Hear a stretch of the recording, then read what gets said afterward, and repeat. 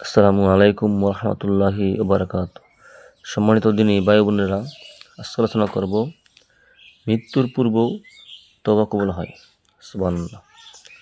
হযরত হাসান বসরি রহমতুল্লাহ থেকে বর্ণিত, রাসূলুল্লাহ সাল্লাল্লাহু আলাইহি সাল্লাম বলেন, আল্লাহ পাক ইবলিসকে পৃথিবীতে নামাইয়া দেওয়ার পর ইবলিস বলিয়াছিল, হে আল্লাহ, আপনার ইজ্জত সম্মানের শপথ করিয়া বলিতেছি, যে পর্যন্ত মানুষের দেহে প্রাণ থাকিবে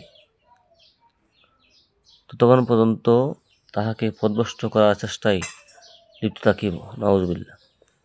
তখন আল্লাহ পাক বললেন, আমিও সেও ইজ্জত সম্মানের শপথ করিয়া বলিতেছি, মুমূর্ষু অবস্থার পূর্ব পর্যন্ত, অর্থাৎ মৃত্যু হওয়ার পূর্ব পর্যন্ত আমিও মানুষের তওবা কবুল করিতে থাকিব। কি করব? মানুষের তওবা কবুল করিতে থাকিব। সুবহানাল্লাহ। প্রিয় দর্শক, তাহলে এখন বুঝেন আল্লাহ রাব্বুল আলামিন মানুষের প্রতি কত মেহেরবান, কত দয়ালু। এরপর আমরা কি গুনাহ করি।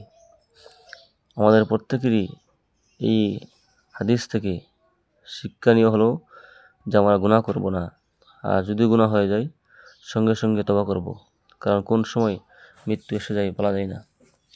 এই জন্য আমাদের মরণ যেন তওবা ব্যতীত না হয়। আমরা প্রতিনিয়ত তওবা করব, সবসময় তওবা করব। আল্লাহ রাব্বুল আলামিন আমাদের সবাইকে গুনাহবিহীন অবস্থায়, নেককার অবস্থায়, ঈমানদার অবস্থায়, খাঁটি মুমিন অবস্থায় যাতে মরতে পারি সেই তৌফিক দান করুক। আমিন। আসসালামু আলাইকুম রহমতুল্লাহি বারাকাতুহু।